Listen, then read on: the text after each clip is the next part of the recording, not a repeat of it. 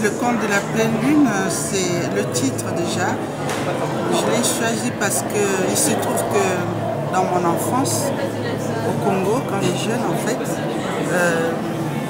les contes que je publie dans ce recueil se passaient souvent le soir au clair de la lune, et d'où donc le nom de conte de la pleine lune.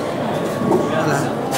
Et au sein justement des contes de la pleine lune, je vous parlerai précisément, je vous dirais plutôt que c'est un condensé de plusieurs histoires, et parmi lesquelles il y a notamment une histoire qui me tient particulièrement à cœur, l'histoire de Birando. Et Birando, de quoi s'agit-il? En fait, c'est l'histoire d'un petit garçon orphelin qui avait été élevé par un oncle et qui au départ était très docile et courageux et combatif, et que à force de côtoyer donc des amis qui eux n'avaient pas reçu la même éducation que lui, va donc finir par se perdre. Et puis à ce moment-là, il va donc quitter son oncle qu'il avait élevé et tout. Il va donc choisir de s'exiler. Et lors de cet exil, il va être suivi par ses mêmes amis qu'il avait donc conduit à la débauche. Et que finalement, lorsqu'il va s'installer dans sa nouvelle contrée, il va être confronté à une certaine réalité. En fait, il va être rattrapé par l'histoire, comme on dit. Et finalement, il va être confronté à une situation devant laquelle il sera totalement dans l'impasse. Et donc, pour y remédier, il a fallu donc qu'il revienne auprès de son oncle, qui va finalement l'aider à sortir de cette impasse. Voilà. Quel est de manière générale le sens du message que vous délivrez dans ce livre? Le sens réel du message, en fait, c'est celui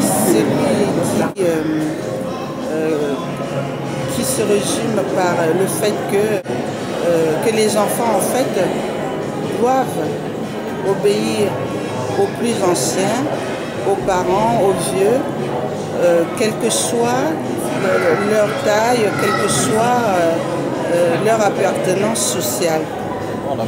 Que dans la vie, comme disait la conclusion du conte, que les oreilles ne peuvent pas dépasser la tête.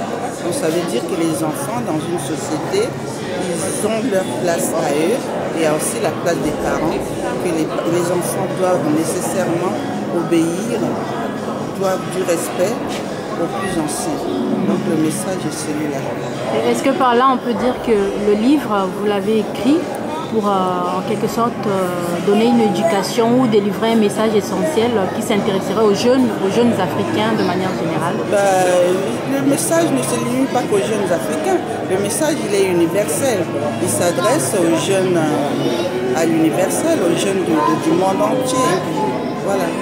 Le message s'adresse à tous les enfants du monde.